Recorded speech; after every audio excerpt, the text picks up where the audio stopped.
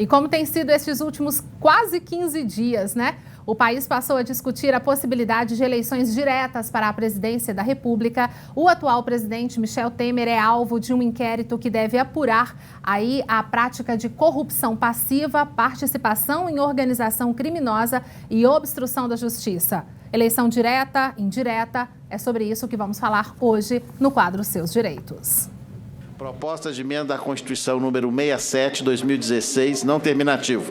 A Comissão de Constituição e Justiça, CCJ, do Senado, pode votar ainda nesta semana a proposta de emenda constitucional PEC 67/2016, que prevê a realização de eleição direta para presidente e vice-presidente da República, caso os cargos fiquem vagos nos 3 primeiros anos de mandato. O relator da matéria, Lindenberg Farias, do PT do Rio de Janeiro, conseguiu que a proposta entrasse na pauta na última quarta-feira, dia 24. O parlamentar leu parecer pela aprovação da proposta, que precisa passar por 2 turnos de votação no Senado e na Câmara. Nas ruas, o assunto divide opiniões. Eu sou a favor das eleições diretas, porque a gente tem que mudar mesmo os governantes para ver se consegue dar um jeito no Brasil, porque está difícil. Eu sou contra pela questão que as eleições diretas não vai ajudar o problema de crise que o Brasil tem passado. Mudar só o presidente não muda o sistema político do Brasil, tem que mudar toda a Câmara, o Senado. A população que tem que decidir quem é que vai estar na gestão do país, e não eles decidirem lá, porque eu acho que já está meio mais do que provado que eles não estão sendo competentes. Sou contra, porque não vai adiantar nada, vai ficar do mesmo jeito. Eles vão escolher a mesma pessoa que eles querem e vai continuar do mesmo jeito. Bom, para falar sobre esse momento que o país atravessa quanto à permanência ou não do presidente da República, eu converso agora com o advogado eleitoral Diogo Crossara. Oi, Diogo, boa tarde, tudo bem? Boa tarde, tudo bem? Diogo, vamos fazer algo bem didático aqui, né? Explica pra gente, assim, juridicamente, na lei, o que a gente tem hoje em relação a essa questão de eleição direta, eleição indireta, impeachment, renúncia, tudo isso. Hoje a gente teria aqui 3 possibilidades para alterar o mandato do presidente da República. A primeira é renúncia. Em caso de renúncia, ela é automática e rapidamente a gente teria uma solução. A segunda é um caso de impeachment, que vai demorar de 90 a 120 dias, em que o presidente teria que ser cassado, ter o seu mandato cassado, por um julgamento feito pelo Congresso, inicialmente na Câmara e depois no Senado. E a terceira é a questão do TSE, que agora, na semana que vem, a partir do dia 6 de junho, começa a decidir o processo que pede a cassação da chapa Dilma Temer. Pela regra atual, a gente tem que, como já se passou mais da metade do mandato do presidente da República, essa nova eleição teria que ser uma eleição indireta, ou seja, feita apenas entre os membros do Congresso Nacional. Mas isso pode mudar se o Supremo Tribunal Federal entender que essa linha de sucessão é inconstitucional ou mesmo se a Câmara aprovar uma emenda à Constituição, como foi dito aqui na matéria. Essa emenda na Constituição ela tem um problema, porque segundo a jurisprudência atual do Supremo, ela só entraria em vigor 1 ano depois da sua consolidação, ou seja, aprova-se a emenda constitucional e só poderia ter validade 1 ano depois. Em junho do ano que vem. Não resolveria o problema da atual crise política no Brasil. Muito possivelmente, se tivermos uma cassação do presidente da República, ela vai se dar via do TSE nesse julgamento que começa na semana que vem. E aí sim o Supremo pode entender, como já é hoje para prefeito e governador, que a cassação pela Justiça Eleitoral levaria a uma nova eleição direta, salvo se essa perda de mandato ocorresse nos últimos 6 meses.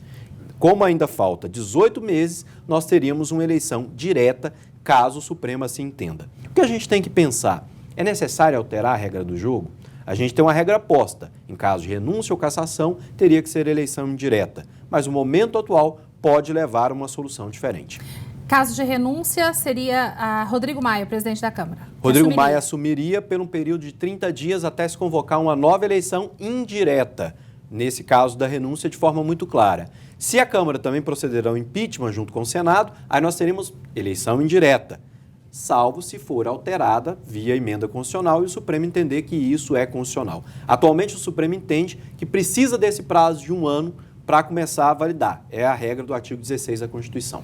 Rodrigo, lembrei do presidente.